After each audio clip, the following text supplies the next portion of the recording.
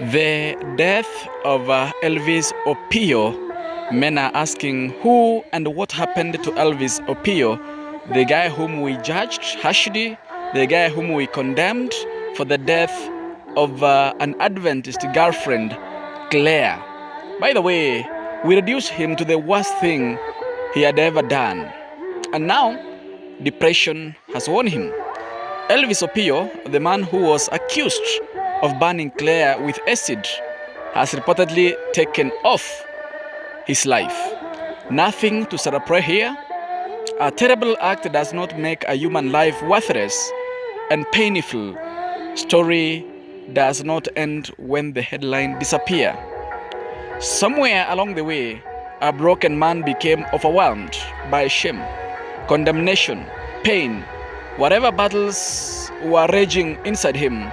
Claire deserved justice, but even those who do terrible things are human beings. And when someone reaches the point of taking his own life, it should be force us all to pursue and pause. May Claire find healing. May Elvis Opio finally find the peace he could not find in this life. Sometimes the person everyone is pointing fingers at is silently drowning. Let us be careful with judgment. We never truly know what is happening behind a person's eyes. Zote tulisema Elvis ndiye aliua Claire. Elvis ndiye alifanya makosa kwa kumwagia acid Claire. But we condemned without knowing the facts and what transpired and what happened. We pray for the soul and for the family of Claire, of Elvis Opio. Remember, Claire came out akaelezea vile ambavyo kulienda, but we still condemned. Now Elvis Opio has taken his own life. We pray for the family and we pray for Elvis Opio's soul to continue resting in peace, as we also pray for our dear sister Claire to heal.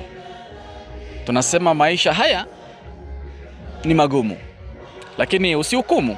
Biblia inasema ukihukumu basi utahukumiwa. Tafadhali subscribe as we continue to grow.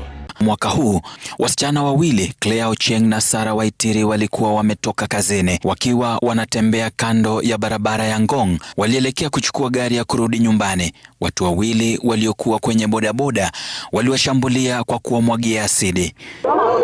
Kilichofuata ni safari ya mahangaiko, kufuata matibabu na hatimaye haki.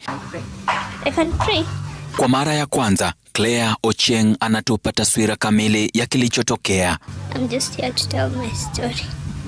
Anatuelezea kuwa alikutana na mpenzi wake kwa jina Elvis mnamo mwaka 2019 na walianza kuchumbiana miaka mitatu baadaye, ila baadaye aligundua kwamba alikuwa na mke. Now 2 years and some few months is when now I realized he was truly married. So when I confronted him, he denied.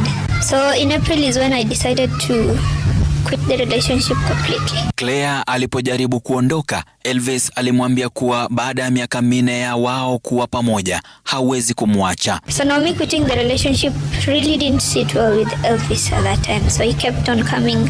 So finally I left Umoja completely because at that time I used to stay in Umoja. Mnamo Januari 11 mwaka 2026, Claire alipokea ujumbe kutoka kwa jamaa huyo akimtaka warudiane na kwamba alikuwa tayari kumnunulia simu na kumpa pesa zaidi. Hata hivyo, Claire alikataa. Nilikuwa iPhone. Nikamwambia Elvis, there is nothing in this world that would buy my love for anyone. Unaona? It's something that comes naturally and it's something mutual between two people. Baada ya hapo, mambo yalibadilika zaidi. Claire akidai kushambuliwa na jamaa huyo mara kadhaa.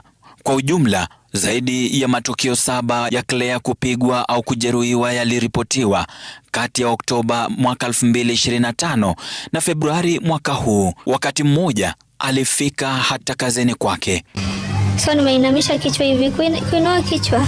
Elvis is coming with someone who is very furious na ameka fist already. And before I could even ask what's the problem, it was slaps and it was blows and all that. I fell to the ground.